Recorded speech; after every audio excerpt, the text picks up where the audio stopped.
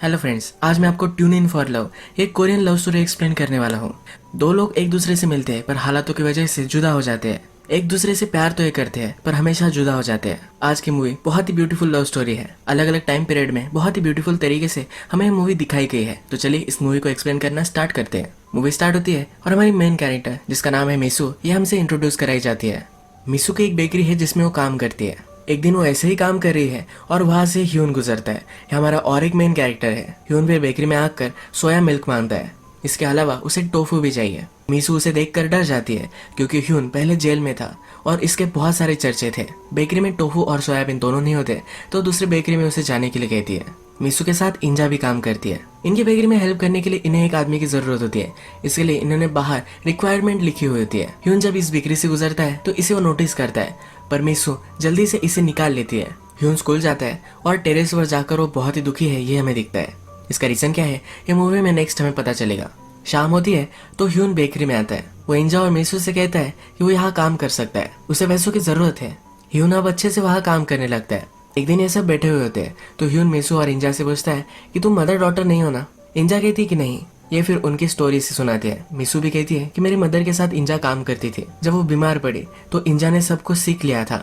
उनके गुजर जाने के बाद इंजा ही मेरा ख्याल रखती है। ये मदर डॉटर नहीं है पर इनके रिलेशनशिप कोई मदर डॉटर से कम भी नहीं है। ये दोनों फिर ह्यून से जब वो जेल में था उसके बारे में पूछती है। ह्यून कहता है कि जब मैं जेल में था तब सब डेज सेम थे। रेडियो पर एक शो आता था, उसी वजह से मुझे टाइम पता चलता था। मेरा रूटीन, मेरा खाना पीना सब कुछ एक ही टाइप का होता था। मैंने तब इमेजिन किया था जैसे जब मैं बाहर आऊंगा तो बहुत सारी चीजें खाऊंगा। इसी वजह से फर्स्ट सीन में टोफू और सोया मिल्क जैसी चीजें मांग रहा था। बहुत सारे दिनों तक ह्यून अच्छे से काम करता है। फिर क्रिसमस आता है।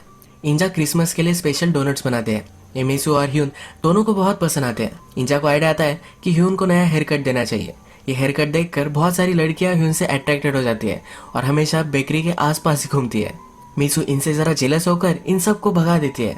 ह्यून और मीसू जब दोनों बात करते हैं तो ये एक ही एज के हैं। अब काम करते वक्त इतना सारा टाइम एक दूसरे के साथ गुजारते हैं। रेडियो पर हमेशा एक शो चलता रहता है। इसी वजह से इस मूवी का नाम भी ट्यून इन फॉर लव है। एक दिन जब बारिश आती है तो एक दूसरे को देखकर ही ब्यूटीफुल स्माइल करते हैं। ह्यून अभी भी मीसू को मैम बुलाता है तो उसे कहती है कि हम दोनों एक ही एज के हैं। मीसू और इंजा इस पर बहुत हंसते हैं। क्रिसमस के लिए क्रिसमस ट्री लगाई जाती है। ह्यून, मीसू और इंजा ये सब तीनों मिलकर फोटो खींचते हैं। एक दिन इनके बेकरी के सामने अचानक से कंस्ट्रक्शन स्टार्ट हो जाता है। इस कंस्ट्रक्शन से इनका बिजनेस हर्ट हो सकता है। एक दिन ह्यून जब बेकरी में ही काम कर रहा है तभी उसका एक फ्रेंड उसे स्पॉट कर लेता है। ये उसका फ्रेंड जेल में से है। इंजा ने स्पेशल कपकेक बनाए थे। छोटे छोटे बच्चे इसे खाने के लिए आते हैं। ये जो क्रिसमस का माहौल है ये बहुत ही ब्यूटीफुल है पर ह्यून का फ्रेंड उसे मिलने के लिए आया है तो बहुत ही अनकंफर्टेबल महसूस करता है। ह्यून का फ्रेंड अपने और कुछ फ्रेंड्स को कॉल कर देता है और ये सब ह्यून को लेने के लिए आते हैं। ह्यून का मंथ अभी कंप्लीट नहीं है पर फिर भी वो इंजा से एडवांस पैसे मांग लेता है। उसके फ्रेंड्स उसे बुलाते हैं तो फ्रेंड्स के साथ चला जाता है। मीसू और इंजा ये दोनों हताश होकर बैठती है। मीसू इंजा से पूछती है क्या तुम्हें लगता है कि वो वापस आएगा। इंजा कहती कि शायद आ सकता है। इंजा समझ गई थी। मीसू उसे लाइक करने लगी थी। ये सारे फ्रेंड्स अब ड्रिंक करते हैं। एक फ्रेंड एक फोटो निकालता है और टेबल पर रख देता है। ये उनके एक ओल्ड फ्रेंड का है जो अब मर चुका है। ह्यून अब सब याद करता है। स्कूल के टेरेस पर ये सब फ्रेंड्स गेम खेल रहे थे। ये खेलते खेलते ही लड़ाई हो गई और एक्सीडेंटली उनका फ्रेंड ऊपर से नीचे गिर गया। इसी वजह से ये जेल में था। हमने प्रीवियस में देखा था कि टेरेस पर जाकर ह्यून बहुत ही दुखी था। यही वो वजह थी। इस होटल में ये सब फ्रेंड्स दारू के नशे में ही है तो वहाँ एक क्लाइंट आता है और उससे इनकी लड़ाई हो जाती है। ह्यून प्रोबेशन में था जिसका मतलब है अपने फ्रेंड से उसे नहीं मिलना चाहिए था। पुलिस ने उसे अरेस्ट कर लिया है तो फिर से उसे जेल भेज दिया जाता है। मीसू रात भर बेकरी में ही रुक कर ह्यून का वेट करती है। इसके बाद हम देखते हैं कि डायरेक्टली 5 साल गुजर चुके हैं। ह्यून और मीसू अब फिर से मिले ही नहीं। मीसू और उसके फ्रेंड यूनिवर्सिटी में एक प्रोफेसर के पास आए हुए हैं। इन दोनों को जॉब चाहिए। यहाँ पर 2 ऑप्शन अवेलेबल है। एक रेडियो में जॉब कर सकती है और दूसरा एक लिटरेचर का जॉब है। मीसू लिटरेचर का ही एजुकेशन ले रही थी तो अपने फ्रेंड को कहती है कि तुम वो दूसरा वाला जॉब ले लो, यानी रेडियो वाला। रेडियो वाला जॉब परमानेंट नहीं था पर फिर भी उसकी फ्रेंड इसके लिए मान जाती है।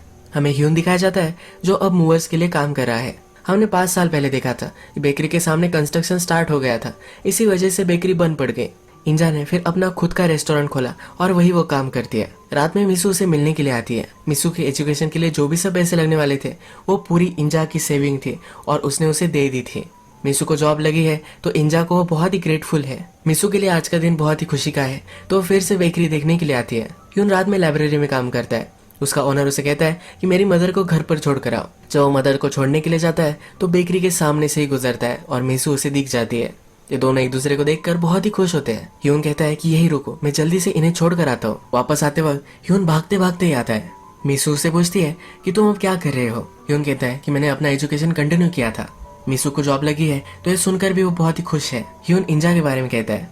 मीसू कहती है कि उसका रेस्टोरेंट है और हम दोनों कल उसे देखने के लिए जा सकते हैं। ह्यून जरा साइलेंट होता है और कहता है कल मैं मिलिट्री सर्विस ज्वाइन कर रहा हूँ। आज की रात यही एक रात है एक दूसरे के साथ बिताने के लिए। ह्यून फिर मीसू को घर छोड़ने के लिए उसके साथ चलता है। मीसू की बिल्डिंग जब आती है तो नीचे से गुड बाय कहकर जा रहा होता है। आगे चलकर फिर से वापस आता है। मीसू भी बालकनी में खड़ी होकर उसका वेट ही कर रही थी। ये दोनों मीसू के घर पर डिनर करते हैं और आज लेट हो चुका है तो ह्यून अब यही रुकने वाला है। रात में मीसू ह्यून से कहती है कि मैं तुम्हारे लिए वेट कर रही थी, मुझे लगा कि तुम आओगे। ह्यून उसे जो भी सब हुआ था ये सब कह देता है। सुबह मीसू जल्दी उठती है, अपने लिए एक ईमेल बनाती है। ह्यून दूर जाने वाला है पर फिर भी इस ईमेल के जरिए वो एक दूसरे से बात कर सकते हैं। सुबह होती है तो ह्यून को ईमेल एड्रेस देती है। वो उसे कहती है कि जब तुम वापस आओगे तो यही मैं तुम्हारा वेट करूंगी। ये दूसरे को हक करते हैं पर बहुत ही इमोशनल हो जाते हैं। ह्यून उसे एक किस करता है और फिर एक दूसरे से अलविदा लेते हैं। मीसू आज जब काम के लिए आती है तो अचानक से उसे रियलाइज होता है कि उसने सिर्फ ह्यून को ईमेल दिया था, उसका पासवर्ड उसने उसे दिया ही नहीं। यानी कि एक दूसरे से बात करने का चांस उनका चला गया है। जो रेडियो शो ये दोनों बेकरी में सुनते थे वहाँ भी मीसू एक स्टोरी देती है। इस स्टोरी में ह्यून के लिए वो मैसेज देती है, कहती है कि मेरे घर का जो कोड है यही पासवर्ड है। पर ये शो ह्यून नहीं सुनता। ह्यून बहुत ट्राई करता है अलग अलग पासवर्ड पर वो फिगर आउट नहीं कर पाता। मीसू जब रेडियो में स्टोरी देती है तो डोनट और टोफू इस तरह से एक दोनों के वो निकनेम देती है। टोफू ह्यून का निकनेम और डोनट मीसून का। ह्यून शायद कभी भी ईमेल खोल नहीं पाएगा पर मीसू अपने लाइफ का सब अपडेट्स ईमेल में लिखती रहती है। अब 2 साल गुजर चुके हैं और अपनी सर्विस से ह्यून वापस आ चुका है। वो मीसू के घर पर जाता है पर उसने मूव आउट कर लिया है। एक दिन अचानक से मीसू को ईमेल आता है, ह्यून ने इस ईमेल का पासवर्ड फिगर आउट कर लिया है। इस ईमेल में ह्यून लिखता है कि जब मैं तुम्हारे घर के पास गया तो मुझे पता चला कि तुम्हारे घर का नंबर तुम्हारा पासवर्ड हो सकता है और उसने वो अकाउंट ओपन कर लिया। ये एक दूसरे से नंबर एक्सचेंज करते हैं। ये दोनों एक दूसरे का हाल पूछते हैं और मीसू कहती है कि मैंने तुम्हें बहुत मिस किया था। ह्यून कहता है कि तुम्हारा आवाज सुनकर मेरा डे ब्राइट हो चुका है। ये दोनों डिसाइड करते हैं कि 6 बजे फिर से एक दूसरे को कॉल करेंगे। 6 बज जाते हैं पर ह्यून का कॉल उसे नहीं आता। वो ट्राई करती है पर ह्यून पिकअप नहीं कर रहा। जिस जिम में ह्यून काम कर रहा था इस जिम में फाइट हो गई और फाइट में ह्यून पकड़ा गया। पुलिस ने उसे रोक कर रखा था, उसका फोन भी गिर गया। इस वजह से वो मीसू से कॉल नहीं कर पाया। मीसू ईमेल लिखने का ट्राई करती है। इस ईमेल में लिखती है कि तुम्हारा कॉल नहीं आया तो मैं इसके लिए जरा ग्रेटफुल ही हो। इतने साल बीत चुके हैं, मैं लिटरेचर में कुछ करना चाहती थी, बुक लिखना चाहती थी पर ये कुछ भी कर नहीं पाई। तो अपने आप को एक लूजर समझती है। ह्यून की उसे जरूरत थी पर ह्यून ने उसे इग्नोर कर दिया, ऐसे उसे लगता है। ये वो ईमेल लिखती है पर कभी भी सेंड नहीं करती। ह्यून भी ईमेल लिखने के लिए ट्राई करता है, जो भी कुछ हुआ वो लिख देना चाहता है पर ये ईमेल वो भी नहीं सेंड करता। इसके बाद फिर से 5 साल गुजर चुके हैं। मीसू अब एक पब्लिशिंग कंपनी में काम कर रही है। ये उसे लगता था कि वो एक लूजर है, वो अब वो नहीं है। एक स्टेबल जॉब उसे मिल चुकी है, उसकी लाइफ जरा सही चल रही है। मीसू का एक अच्छा बॉस भी है जो उसे पसंद करता है। रात में उसका बॉस उसे बाहर लेकर जाता है। बॉस बहुत ही एक्साइटेड है क्योंकि जो बुक उन्होंने पब्लिश की थी वो नंबर 6 आ चुकी है। मीसू भी इसके लिए बहुत ही एक्साइटेड है। अगर एक दिन मीसू ऐसे ही काम कर रही है तो रास्ते से ह्यून गुजरता है, उसे देख लेता है। रात तक वो ऑफिस के बाहर ही रुकता है। मीसू बाहर आकर ह्यून से कहती है कि उसे देखकर वो बहुत खुश है। ह्यून बोलता है कि चलो मैं तुम्हें कुछ दिखाना चाहता हूँ। वो उसे अपने अपार्टमेंट पर लेकर आता है। ये वही अपार्टमेंट है जो मीसू की हुआ करती थी। मीसू ये देखकर बहुत ही सरप्राइज्ड है। मीसू अब बहुत सारा टाइम ह्यून के साथ गुजारना चाहती है तो 3 दिनों के लिए छुट्टी ले लेती है। ये दोनों एक दूसरे के लिए कुक करते हैं, बहुत सारी बातें भी करते हैं। ह्यून को फोटोग्राफी करना भी अब पसंद आता है। उसने बहुत सारी फोटोज लगाई हुई है, ये बहुत सालों पहले की भी है। मीसू से पूछती है कि फोटो तुमने क्यों लगाई है। ह्यून कहता है कभी कभी मेमोरीज भूल जाता हूँ, जो पास की मेमोरीज थी वो हमेशा के लिए मेमोरीज में मुझे रखनी है। रात में एक दूसरे के पास वो आते हैं। ह्यून कहता है कि जब मैं तुमसे पहली बार मिला था तो तुम डर गई थी, या तुम्हें अब डर लग रहा है। मीसू कहती कि नहीं और एक दूसरे के साथ इंटीमेट हो जाते हैं। इनकी रिलेशनशिप बहुत ही ब्यूटीफुली डेवलप होती है। एक दूसरे को बुक्स पढ़कर सुनाते हैं, एक दूसरे के साथ बहुत सारा टाइम स्पेंड करते हैं। ह्यून को इंजा से मिलना है, मीसू उसे लेकर भी जाती है पर मीसू अंदर नहीं आ रही। ह्यून उसे पूछता है ऐसा तुम क्यों कर रही हो। मीसू कहती है इंजा में बहुत सारा पोटेंशियल था, वो एक बड़ी शेफ बन सकती थी, अच्छे से अपनी लाइफ जी सकती थी, पर एक आदमी से उसने शादी कर ली और उसके बाद उसकी स्टेप डॉटर को ही वो संभाल रही है। यह सब मीसू को अच्छा नहीं लगता तो अब वो इंजो से नहीं मिलती। ह्यून अकेले ही इंजा से मिलने के लिए अंदर जाता है। इंजा उसे देखकर बहुत ही खुश है। इंजा की स्टेप डॉटर ऊपर आकर सिगरेट पी रही है तो मीसू उसे पकड़ लेती है और उसे बहुत डांटती है। अब इंजा और मीसू एक दूसरे से मिल जाते हैं। रात में ये सब मिलकर डिनर करते हैं। ह्यून और उसका फ्रेंड मिलकर एक फोटोग्राफी का स्टूडियो चलाते हैं। ह्यून के फ्रेंड को एक स्टेबल जॉब चाहिए, इसीलिए वो छोड़कर उसे चला जाता है। हमने मूवी में देखा था कि मिसू की फ्रेंड एक रेडियो स्टेशन पर काम करती है। इस रेडियो स्टेशन पर एक फोटोग्राफर होने चाहिए। मिसू ह्यून को रिकमेंड करती है और ह्यून को वहाँ जॉब मिलता है। मिसू जब ह्यून का स्टूडियो देखने के लिए आती है तो वीडियो रिकॉर्ड करती है। वो उससे पूछती है कि तुम जो ये स्माइल करते हो क्या ये फेक है। ह्यून कहता है कि मेरी लाइफ में बहुत ही कम चीजें हैं जिन्हें देखकर मैं सचमुच में खुश होता हूँ और तुम उसमें से एक हो। मिसू ये सब सुनकर बहुत शर्माती है। ह्यून मिसू का फोटो निकालकर अपने स्टूडियो की सीलिंग पर लगा देता है, यानी कि आसमान में जब भी वो देखे तो उसे मिसू ही दिखे। एक दिन मिसू और उसका बॉस बैठा हुआ होता है तो उसका बॉस उसे एक प्लान दिखाता है। मिसू का बॉस उसे एक लोकेशन दिखाता है और कहता है कि ये बेकरी तुम रन कर सकती हो। मिसू को बेकरी पसंद है और उसके बॉस को पता था तो डायरेक्टली पूरी बेकरी ही मिसू को उसने दे दी है। मिसू भी सुनकर बहुत ही खुश है। ह्यून आज काम से जल्दी से आने वाला था। मिसू उसका वेट कर रही थी पर अचानक से उसके फ्रेंड्स का उसे कॉल आ गया। ह्यून का जो फ्रेंड एक्सीडेंटली मर गया था आज उसका मेमोरियल है। ह्यून और उसके फ्रेंड्स जाकर हर मेमोरियल डे पर उसकी मदर को पैसे देकर आते हैं। ह्यून चुपके से जब ये रख रहा होता है तो उसकी मदर उसे स्पॉट कर लेती है। उससे पूछती है कि अब तुम क्या कर रहे हो। वो कहती है अगर मेरा बेटा जिंदा होता तो तुम्हारी एज का होता, वो भी अब जॉब कर रहा होता। तुम सब लोगों ने जो भी किया वो बहुत ही गलत था और इसके लिए तुम्हें जेल में होना चाहिए था। ह्यून उसे सॉरी कहता है। उसे बहुत ही गिल्टी महसूस होता है तो बहुत रोता है। ह्यून अपने फ्रेंड के साथ जब था तो अपना फोन उसके फ्रेंड के यहाँ ही छोड़ कर गया था। मिसू कॉल लगाती है तो ह्यून का फ्रेंड इसे उठाता है। मिसू ह्यून के फ्रेंड से पूछती है कि वो सब कहाँ थे। ये सब कुछ उसे बता देता है। जब रात में ह्यून घर पर आता है तो मिसू ये सब सवाल पूछती है। ह्यून इस सब से डिस्टर्ब होता है। उसे कभी भी इस चीज के बारे में बात नहीं करनी होती।